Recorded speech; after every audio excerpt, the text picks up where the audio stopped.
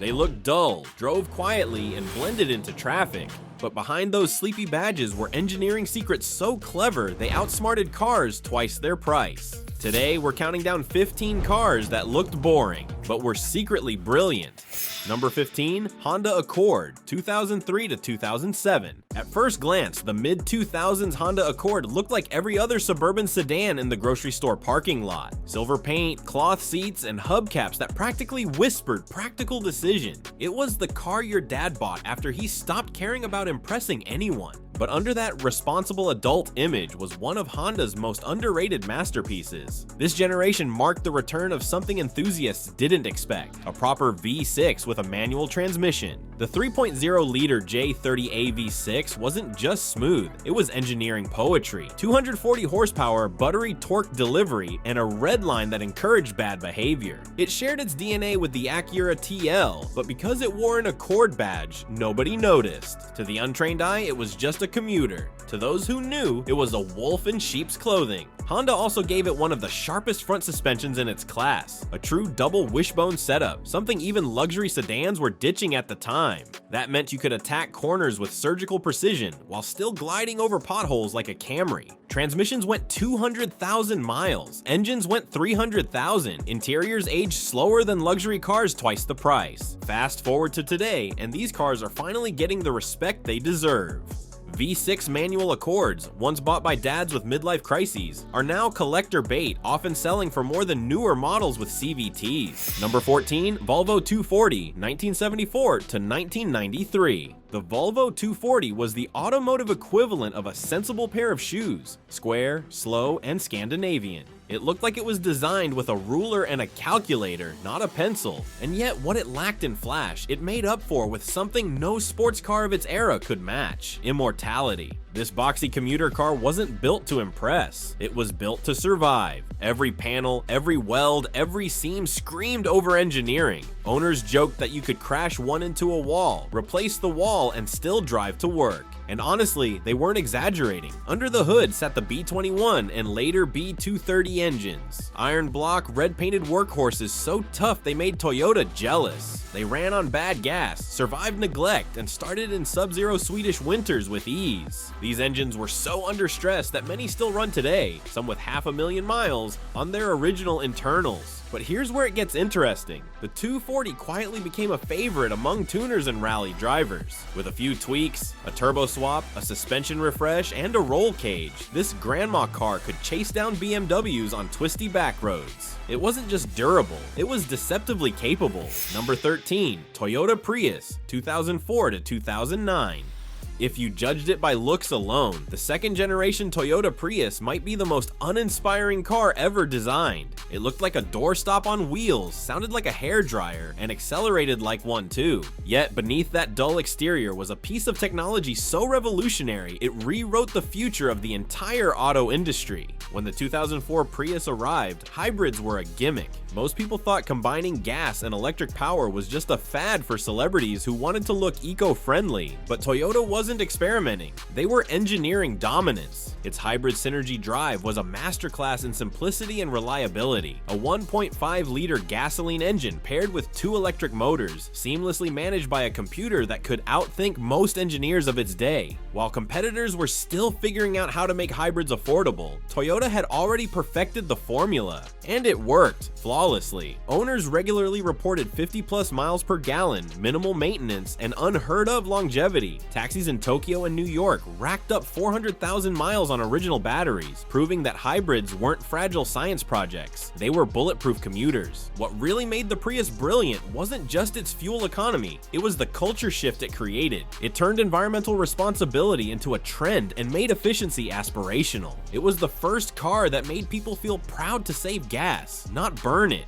And that quiet whir when it glided through traffic, that was the sound of the future arriving early. Number 12. Ford Crown Victoria, 1998 to 2011. You've seen it 1,000 times. Beige paint, steel wheels, vinyl seats, and that unmistakable shape in your rearview mirror that made you instantly tap the brakes. The Ford Crown Victoria wasn't fast, flashy, or even remotely modern, but it was brilliant at one thing: being unstoppable. This car was the backbone of America's roads for over a decade. It was the police cruiser, taxi, airport shuttle, and road warrior that refused to die. While other cars evolved with touchscreens and fragile tech, the Crown Vic stuck with what worked: a body-on-frame design, rear-wheel drive, and a 4.6-liter V8 that could survive anything short of a meteor strike. Fleet managers loved it for one simple reason: you couldn't kill it. Crash one, swap the body panels, burn through the transmission, replace it in an afternoon. These cars racked up 300,000 miles like it was a warm-up lap. And because they were everywhere, parts were cheap, maintenance was easy, and mechanics knew them by heart. But here's where it gets interesting. When production ended in 2011, everyone thought it was the end of an era. Instead, it became a cult icon. Retired police interceptors were snapped up by enthusiasts who loved their simplicity, durability, and old-school charm. Some even turned them into sleeper builds. 400 horsepower monsters with the heart of a cop car and the soul of a burnout legend. Number 11. Lexus LS400, 1989 to 1994. When the Lexus LS400 debuted in 1989, people expected a decent attempt from Toyota's new luxury brand. What they didn't expect was a car so refined, so flawlessly engineered, it sent shockwaves through Germany. At first glance, it looked, well, boring. No wild curves, no aggressive grille, no exotic badge. Just a plain luxury sedan with a whisper-quiet engine and an interior so minimalist it bordered on sterile. But behind that simplicity was one of the most meticulously crafted cars ever built. Toyota's engineers spent nearly a decade and $1 billion perfecting the LS400. They tested it across deserts, racetracks, and Arctic climates, not to make it fast, but to make it flawless. And the result was astonishing. Its 1UZ V8 was a 4.0-liter masterpiece, buttery smooth, perfectly balanced, and capable of running for 500,000 miles without breaking a sweat. Magazines called it the most refined engine in the world. Even the small details bordered on obsessive. The interior panels were lined with insulation so thick you could whisper at 80 miles per hour. The door hinges were engineered to close with the same resistance after 20 years. And when Lexus shipped early units to dealerships, they included crystal wine glasses to demonstrate how smooth the idol was. A glass balanced on the hood wouldn't ripple. The LS400 didn't just challenge Mercedes and BMW, it humbled them. It forced every luxury automaker to raise their standards, setting off a quiet arms race for quality that still shapes the industry today. Number 10. Subaru Outback, 1999 to 2004. The Subaru Outback was never meant to be cool. It was marketed to hikers, dog owners, and people who wore fleece vests unironically. It didn't roar, it didn't race, and it didn't turn heads at stoplights. But it quietly built something no other boring car could, a loyal cult that still hasn't died. When it launched in the late 90s, crossovers didn't exist. SUVs were gas-guzzling giants, and wagons were a dying breed. Subaru saw an opening, so they took a legacy wagon, lifted it a few inches, added all-wheel drive, and gave it rugged plastic cladding. The result? A car that could go camping on Saturday, commute on Monday, and handle snowstorms without breaking a sweat. Its 2.5-liter boxer engine wasn't powerful, but it was durable and low to the ground, giving the car a low center of gravity and surprising stability. Paired with Subaru's signature symmetrical all-wheel drive, the Outback could claw through mud and ice while sipping fuel like a sedan. And here's what made it brilliant. Subaru didn't just sell a car, they sold an identity. Commercials didn't show luxury or power, they showed golden retrievers, mountain roads, and people who go their own way. That marketing hit a nerve. Suddenly, the Outback wasn't just a wagon, it was a lifestyle. Number 9. Mercedes-Benz W123, 1976 to 1985. At first glance, the Mercedes W123 looked like the definition of ordinary. A boxy silhouette, modest chrome trim, and a driving experience so calm it could put an insomniac to sleep. But what made it boring on the surface made it legendary underneath. This wasn't just another German sedan, it was a machine built with no expiration date. Mercedes engineers approached the W123 like they were building an airplane, not a car. Every switch, hinge, and bolt was designed to last for decades, not years. The result result was a car so overbuilt, some are still running flawlessly after a million miles. The real magic, though, was under the hood. Its OM617 diesel engine became one of the most indestructible power plants ever made. It wasn't fast, 0 to 60 took nearly 14 seconds, but you could run it on heating oil, biodiesel, or vegetable grease, and it would still start every morning. That simplicity and durability made the W123 a global phenomenon. From German taxi fleets to African deserts, these cars became the universal symbol of reliability.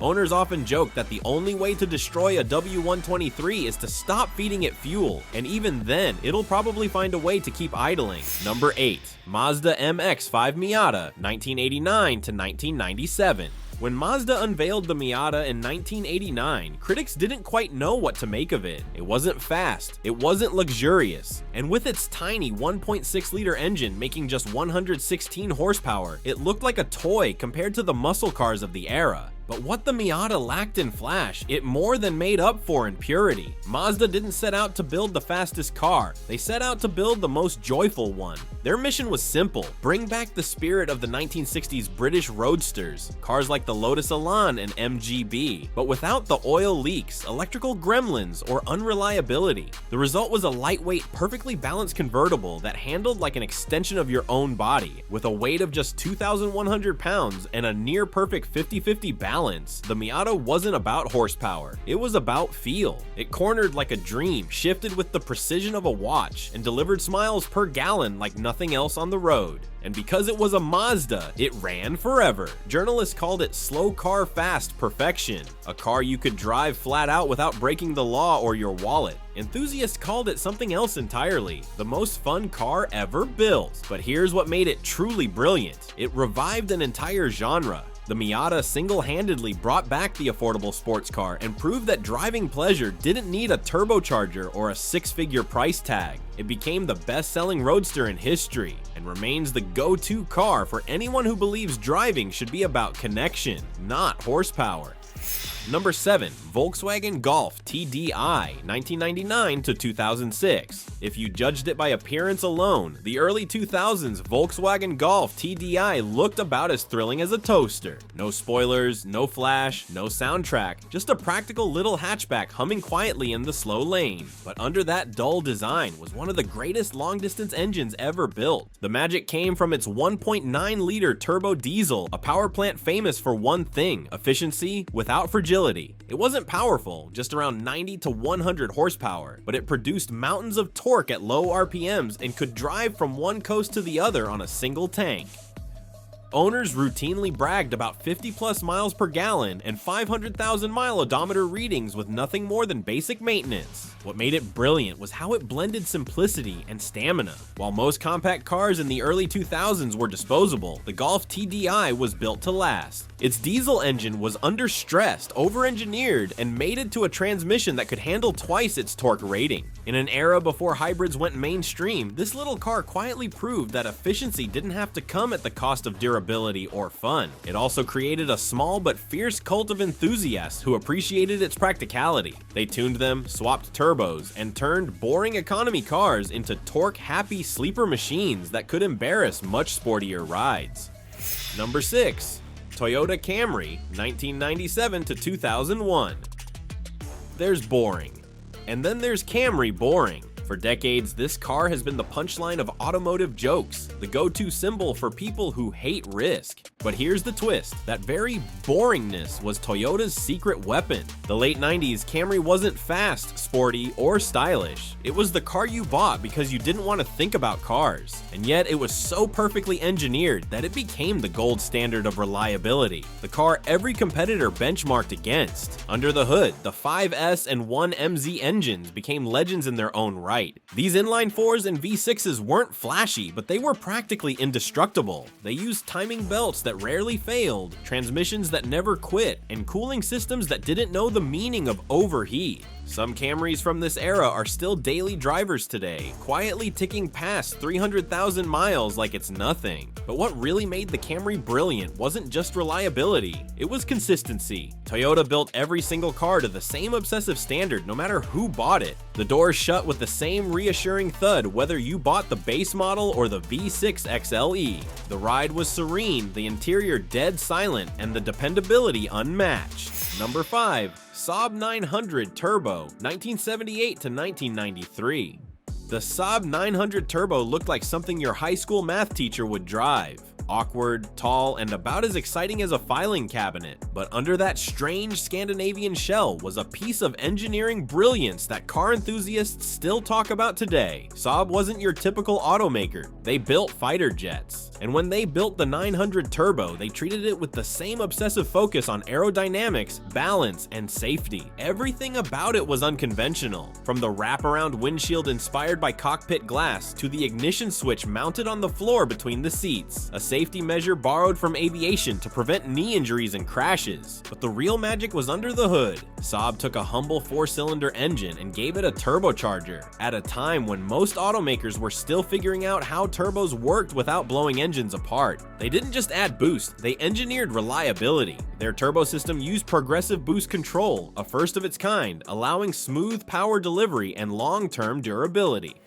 Number 4. BMW E39 5 Series, 1995 to 2003. The BMW 5 Series has always been the middle child of the lineup. Too sensible to be a sports car, too small to be a luxury cruiser. And yet, the E39 generation quietly became one of the most perfectly engineered sedans ever built. On paper, it looked ordinary. A comfortable 4-door with leather seats, modest styling, and a reputation for being a business commuter's choice. But under that understated body was a chassis so balanced and precise that it turned every drive, even a grocery run, into an experience. The secret was BMW's obsession with feel. Every component, from the hydraulic steering to the multi-link rear suspension, was tuned for precision and feedback. You didn't just drive an E39, you communicated with it. Even in its base trims, the car felt alive in your hands. And for those lucky enough to own the 540i with its 4.4-liter V8 or the M5 with its 394 horsepower S62 engine, it was nothing short of mechanical perfection. But what made the E39 brilliant wasn't just performance, it was balance. It combined comfort, durability, and pure driving enjoyment in a way no other sedan had before. You could take it on a cross-country trip or a mountain pass, and it felt equally at home in both. It didn't rely on gimmicks, just solid engineering done flawlessly. Number 3. Toyota Land Cruiser 80 Series, 1990 to 1997. At first glance, the Toyota Land Cruiser 80 Series didn't look like much. It was big, boxy, slow, and about as exciting as a refrigerator on wheels. But what it lacked in style, it made up for in something far more valuable: unstoppable reliability. The 80 Series was Toyota at its absolute best, built for the harshest environments on Earth, from Australian deserts to African savannas. Every nut, bolt, and weld was designed to survive decades of abuse without complaint. Under the hood, you got Toyota's 4.5-liter inline-6 or the 1HDT turbo diesel, both legendary for one reason: they simply refused to die. Owners have driven these things through jungles, sandstorms, and war zones. There are Land Cruisers still in active use today with over 600,000 miles, original engines, and no major rebuilds. That's not durability, that's immortality. And despite its size, the 80 Series was deceptively advanced. It had locking differentials, full-time 4-wheel drive, and an interior so well built that nothing rattled even after decades of hard use. It wasn't fast, but it was unstoppable. A mechanical cockroach that could outlast civilization itself. Number 2. Honda Civic, 1992 to 2000. When the 90s Honda Civic hit the market, nobody thought it would become a cultural phenomenon. It was affordable, practical, and about as thrilling as a microwave. But beneath that economy car shell was a level of engineering brilliance that would make it one of the most beloved cars of all time. The The secret was Honda's attention to detail. Every part of the 5th and 6th generation Civics was designed with precision, tight tolerances, featherweight construction, and an engine lineup that refused to quit. The D16 and B16 series engines were small, rev-happy masterpieces. They didn't just run well, they begged to be driven hard. A Civic could redline at 8,000 RPM all day, every day, and still last longer than most V8s. It wasn't meant to be sporty, but tuners quickly figured out it could be. The Civic's lightweight chassis, bulletproof reliability, and endless aftermarket support made it the blank canvas of an entire car culture. It became the go-to car for young enthusiasts, weekend racers, and anyone who wanted speed on a budget. And unlike many starter cars, the Civic earned respect. Because even when you modified it, it kept that legendary Honda durability. But here's where it truly became brilliant. It democratized performance. The Civic gave everyone, not just the wealthy, access to fun, fast, and reliable driving. It proved that you didn't need luxury badges or massive engines to enjoy the road. Number 1. Toyota MR2, 1985 to 1989. In the mid-1980s, Toyota built what looked like just another small commuter car. Practical, lightweight, and about as intimidating as a lunchbox on wheels. But beneath that modest shape was something the world didn't see coming. A mid-engine, rear-wheel drive sports car built by a company known for economy sedans. The first generation MR2, short for midship runabout 2-seater, was an experiment in precision. Toyota's engineers didn't chase horsepower, they chased balance. By placing the 1.6-liter 4AGE engine right behind the seats, they achieved perfect weight distribution and razor-sharp handling. This wasn't some badge-engineered gimmick, it was real sports car geometry, the kind normally reserved for Ferraris and Lotuses. Yet the MR2 wasn't fragile or temperamental. It had Toyota reliability baked into its DNA. You could redline it to 7,000 RPM all day, drive it to work on Monday, and take it to the track on Saturday. No trailer required, no mechanic on standby. It was the kind of car that didn't need to prove anything, it simply worked better than it looked.